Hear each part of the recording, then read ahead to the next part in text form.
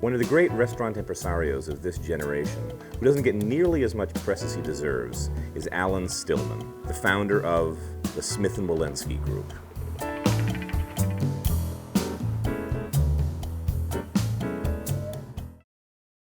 Alan Stillman, for those of you who don't know him, is the brains behind TGI Fridays and then the Smith & Olenski Group, which now has, I believe, 20-some restaurants around the country. It's a publicly traded company doing over $150, $160 million a year in annual sales. Alan fell into the restaurant business accidentally. We'll get to that later, but he's a natural. He's got a deft touch. He understands what you have to deliver. Great food, great service, in great rooms with reasonable prices, and he's been spot on doing that since day one. We're upstairs at Smith & Olenski with a gentleman that, if you don't know him, you sure should, Mr. Alan Stillman. Alan, thanks for having us here. Thanks for coming. We appreciate it. Tell me, I know a bit, but tell me a bit about your background. You're a New Yorker, born and bred. That's true. Brooklyn boy? I've been around a while. Brooklyn boy. Moved from Brooklyn out to Long Island when I was in junior and high school. Went to the High School of Music and Art in New York City. Studied voice. They threw me out because my voice changed when I was 16. They said, you're no longer qualified for our school. The restaurant world is all the richer. Absolutely, no question about it. You can't cook and sing at the same time. Well, that's not true. There may be a few of those around. I'm going to back up all the way because, I mean... Well, I actually didn't want to get into this business. You didn't? Well, no, so how'd you end up to TGI Fridays? I was a perfume and flavor salesman. Perfume and flavor. Right, which is called the essential oil business. Okay. But basically essential oils are perfumes and flavors that you sell to people that manufacture pharmaceuticals and candy and ice cream. Okay. And that was the business that I was in. So if you consider selling 77 barrels of raspberry flavor to Pfizer, a methodology for getting into the restaurant business, you got it. Sounds like industrial sales to me. But Absolutely not. No, and then I moved from one place to another and ended up on 63rd Street between First and York, and there was a bar there called the Good Tavern, bullet holes in the window, typical New York bar. And I used to stop on the way home from work, I think it was 27, 28, I was single, and have a beer. It was just a typical First Avenue bar. And said to the bartender, you know, you ought to put some Tiffany lamps up here, throw some sawdust on the floor, serve a good hamburger, and you'd have all the single people. There's nobody but single people living in that area. There was actually a building called Stu Zoo. You can imagine who it was filled up with. So eventually one day I walked in and he said, you know that idea that you had? It's an interesting idea. And I said, great, let me speak to the owner. And he said, I am the owner. And $5,000 later that I borrowed from my mother at a great risk of hers. Well, $5,000 in 1965 was a rather large risk. I ended up getting a little lucky and calling the place TGI Fridays. And my business plan was exquisite. It was meet as many single girls as I can and have a good time. And that's the start of TGI Fridays. It's supposed to be a cautionary tale or recommendation? I don't know. I'm not quite sure. All I know is that that was exactly my business plan at the time, and to get my mother back of $5,000. Now, we'll fast forward because, I mean, you took off here. People around America, Smith & Olenski's is ubiquitous. It's this place that's been around forever. And this look sort of encourages that. I mean, like Gallagher's, like a Keen's, like a Peter Luger. I mean, you walk in here and it looks like, yeah, chop house, saloon, survived the Depression and Prohibition, and here we are today. How many S&Ws do you have around now? We have 11, one in each of 10 other cities, scattered around from Boston down to Miami and all the way out to Las Vegas. I believe now that we're a public company, we are pushing in the direction of Smith & Olenski because we've developed a tremendous brand name around the country. And going back 6 years ago, we didn't have that. We had a brand name, but it was a New York-based brand name. Now that we are in 10 other cities, and we have, I think, 7 of the top highest grossing restaurants in 100 in the country. And they're welcome. I mean, I did a Google, and you go to Boston, and they love the Smith & Olenski there. You exactly. go to, I mean, where you are, you fell right in and emerged at very well received, very well respected. We're now selling steak sauces. We're selling salad dressings. You're drinking our own wine, which, believe it or not, we sold 35,000 cases of wine last year on our own, and we're about to expand it into retail shops around the country. So I think that we're trying to become the fine dining steakhouse around the country, and that probably will be where we will advance over the next 5 to 10 years.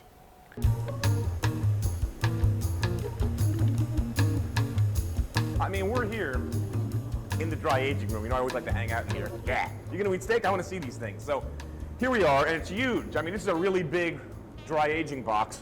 And this is some of the older meat. And again, we talk about this all the time. You can see it's checking up. It's just, you know, the age, that's, all the moisture's wicked out of that. That's gonna have to be trimmed off. This guy next to it, same thing. This is the other end of the steak, the nerve end. You can see the nerve here, but I mean, this is just, what's it lose? 20% of its volume, 25% of its volume by water.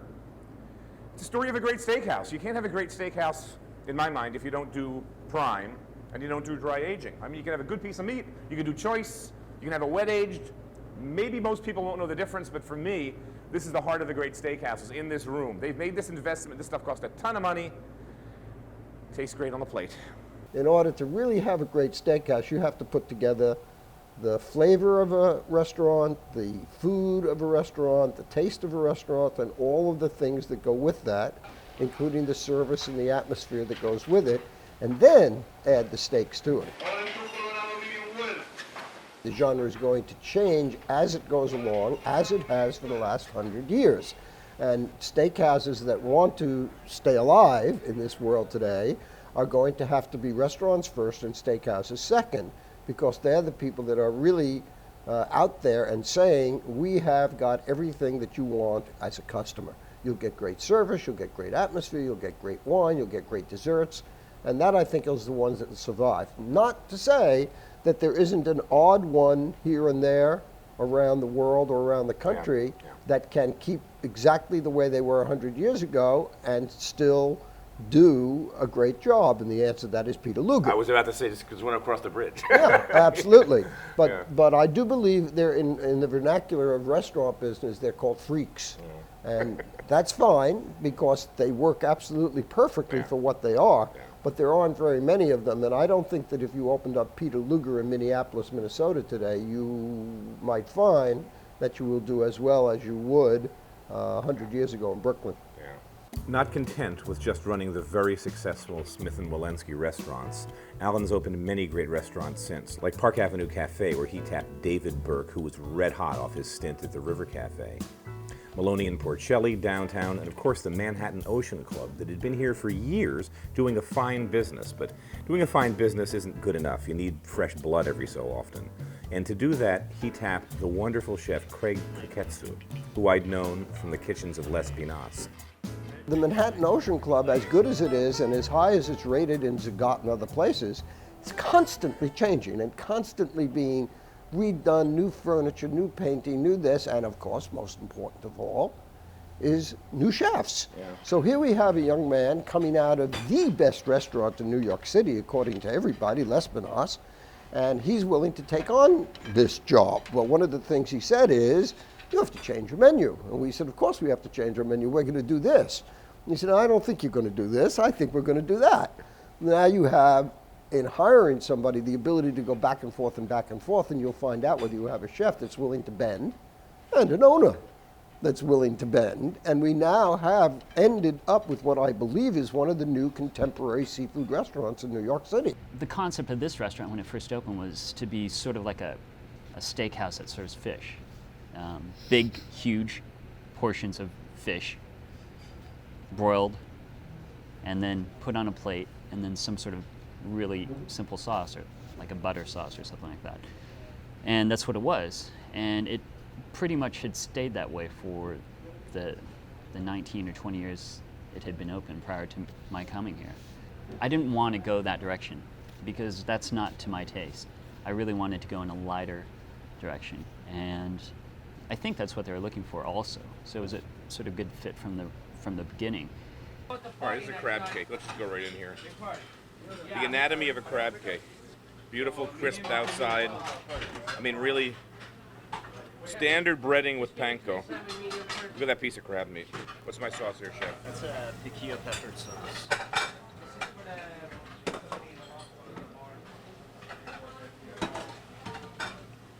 I notice your sauces here are really very different. Right. Really kind of almost Eastern influenced. Right. A lot lighter, a lot more polished, a lot more assiduous. You know, they're just Right. Flavors that polish the fish flavor. Don't mask it. it. Yeah, exactly. Yeah.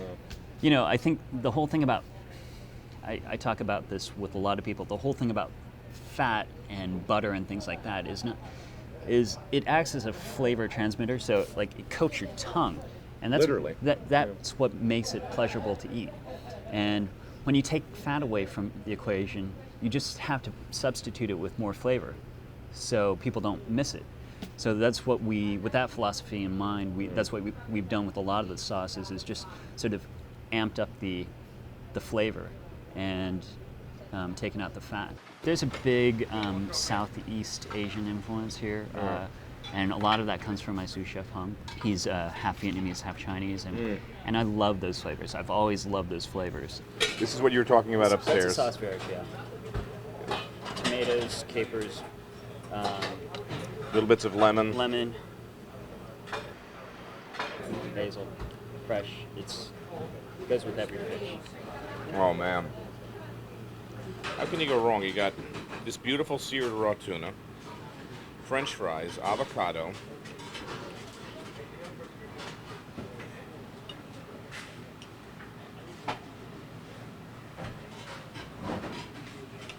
I love it.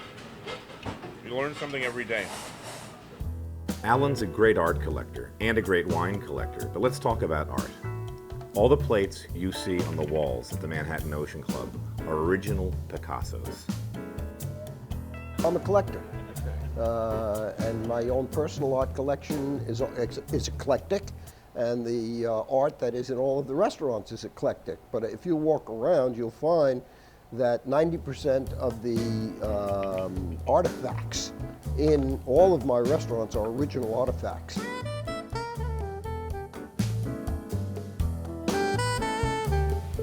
Well, Alan Stillman, you know, this guy's a great story. New York's got these great impresarios that come up every so often, a few a generation, you know, Drew and Danny Meyer, and, you know, Alan, this salesman from New York native, Long Island, living in Manhattan, wants to meet waitresses, opens up a bar called Fridays, which becomes TGI Fridays, which becomes a chain. Then he does Smith & Olenski at the site of the old Nanny's Chop House, which goes on to become the Smith & Olenski Group. I don't know how many there are now, 16, 17 around the country. Park Avenue Cafe, he tapped David Burke when David Burke was at River Cafe. So, you know, he's got a great eye for talent. And, you know, it's impressive. You know, on one hand, you got a guy I love like Ben Benson that runs a store, one man, one restaurant, you know. It's kind of my model. I can't think too much bigger than that. And then Alan just got this vision and puts together teams that make it work. You know, finds the people, finds the talent. You go into his restaurants and you'll find waiters and waitresses that have been there for 15, 20 years. I mean, guys that'll tell you, yeah, I've been here since a month after they opened. And I don't know what that whole group grosses a year, but it's, you know, it's got to be like 70, 80 million a year in that Smith & Olenski group. It's a phenomenal business success. And he's kept consistency. Again, it's something I've never figured out how they do. I mean, Smith & Olenski's are really famous steakhouses all over the country, usually the best in each city they're in. At the Manhattan Ocean Club, he's got a great guy in Craig. I knew him when he was at Let's Be Honest with Christian years ago, and he's just a really good cook. You know, as he gets older, like all of us do, he gets better. He's more assured. He's got that wonderful Hung, I think the guy's name was, the Chinese, his sous chef. So they've got these great sort of Asian influence things. So I'm thinking, what do I cook after that? Well, I want to keep it kind of traditional because he uses a lot of fresh and traditional things. And at the same time, a little different, a little innovative, but not, you know, off the wall. So soft shell crabs are just coming in. It's spring. And I've got these soft shells. I had them in the freezer, so they've been mercilessly killed, if I can say that. But they're beautiful. This is the first batch I've had in this season. They're nice size. They're plump, big, heavy. These are going to be great. I'm going to batter them the same way I do fried chicken. I'm going to soak them in buttermilk for about a half an hour, turn them over in between, dredge them in a combination of flour, a little bit of salt in there, and black and white sesame seeds. And then I'm going to saute them in kind of medium hot oil till they get this beautiful crisp skin both sides. Finish the pan with a little butter. Flour is going to pick that up, so they'll have this unctuous, bready, crispy, nutty, buttery outer texture, and then this crab in the middle that's, you know, how do you go wrong with soft shells? And as a foil for that, because that's a lot of rich components, I want something that's a foil. So I'm going to make that real simple vinegar-based slaw, which is carrots, cabbage, black mustard seeds, celery salt. What else is in there? Oil, vinegar, blah, blah, blah, salt, sugar. Bring it all to a boil. Pour it over the shredded cabbage. Toss it. Refrigerate it. It's good the next day. We're going to make a batch now. I have another batch waiting to go that we can do on real time with the show. But so slaw with this, soft shells, and I think it's a great spring into summer meal, which is when soft shells come in. So first thing we're going to do is actually make the slaw. I've got just a regular old head of okay cabbage here. I'm just cutting the centerpiece out so it falls apart.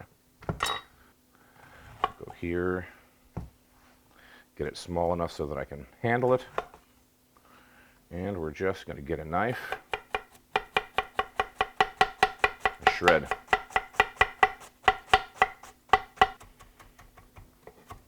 Beautiful. I'm going to add the onion. Now we're just on a cheese grater, just breaking it down.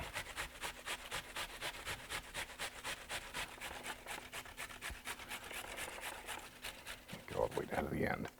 That's it.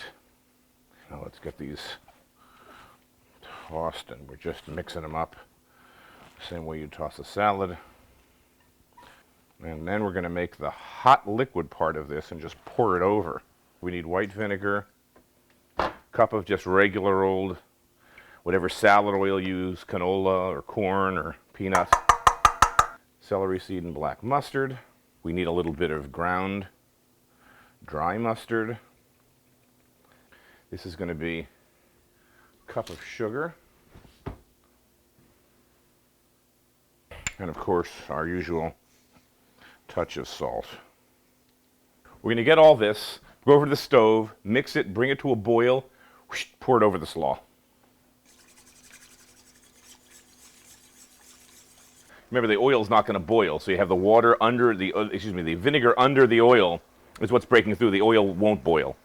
So now we've got that vinegar hot. We're going to get that oil hot. We get the sugar dissolved. Get that crazy look like, what do you do when you can't boil us together? All right, I'm going to pour this right over the top.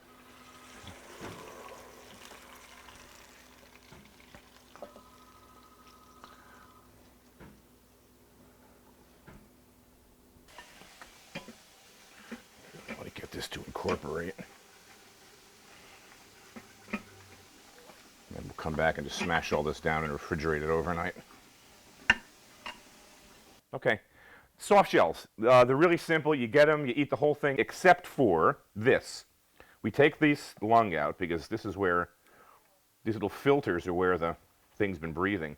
So if the water hasn't been clean or if it got something in there that I don't want, I'm not going to eat this. So that little filter membrane.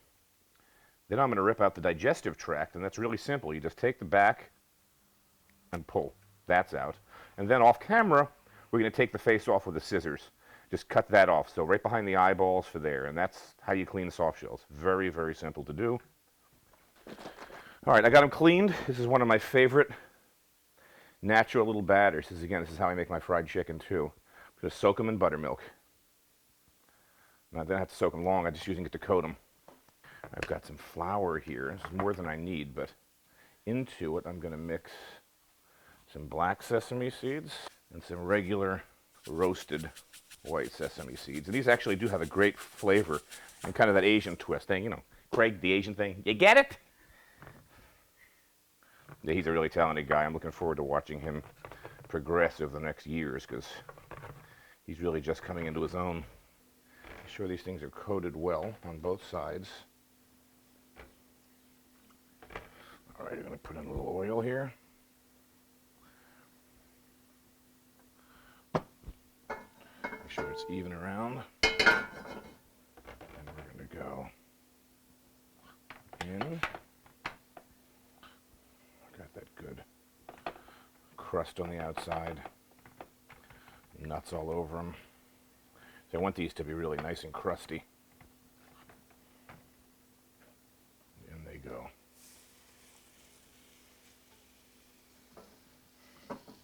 I don't want that pan too hot either, because then the flour is going to burn. I want this thing to be golden and crispy when she's done. All right.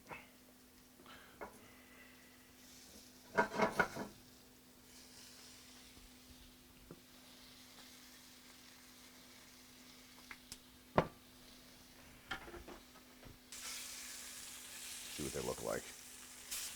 That's nice. Got good color. You too. See, nice and crisp like that arm there. That's what I want to see. You'll see the shells turned red. You get this nice little crust here with the seeds and the buttermilk and almost, yeah, almost. I want to flip them one more time. Give it another minute. I'm gonna flip them. Then I'm gonna after I flip them for about the last minute, I'm gonna have butter in this pan, so the butter foams up and almost like poêles them naturally. That butter's gonna come up into the flour, get in underneath the shell. You know, some added flavor, a couple added calories. Flavor mainly, flavor. We're after flavor, right? This is cooking, okay? You want the diet stuff? You buy the crab fingers, your little surimi things, okay? So, all right, this is the last turn.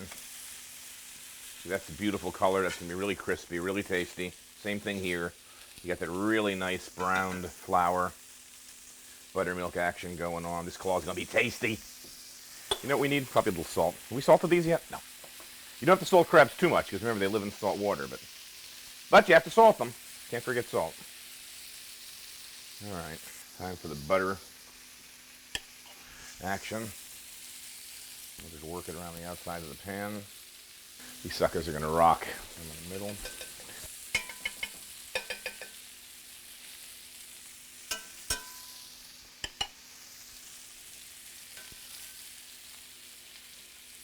Yeah, that looks good. That's gonna make them happy. All right.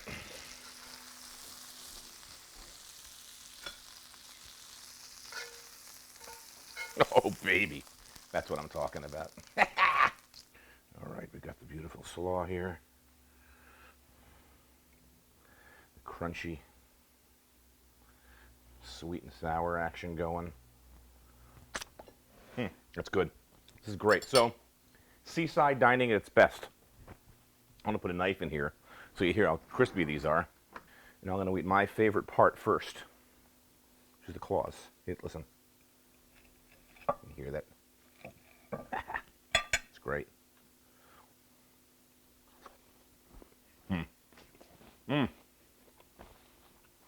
I love soft shells. Like perfect food. Juicy, crunchy, tastes like the ocean, richness of the crab meat. You eat the whole thing. No waste on these bad boys. Let's cut into one. Doesn't get better than soft shells. Yeah, look at that. A piece of this here.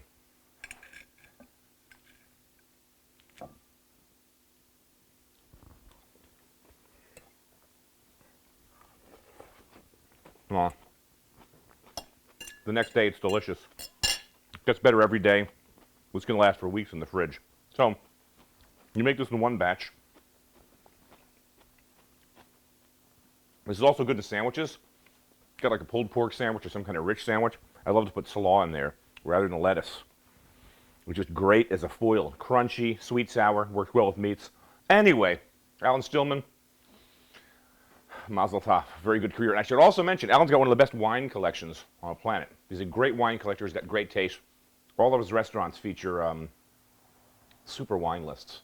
He does a great job with that. So one thing that makes Smith & Wolenski's a step above other steakhouses. They've got a great wine list, and the service staff really knows it. Manhattan Ocean Club is great. Craig is super. Alan, another 20 years of success to you. And signing off so I can eat this while it's still hot. Take care.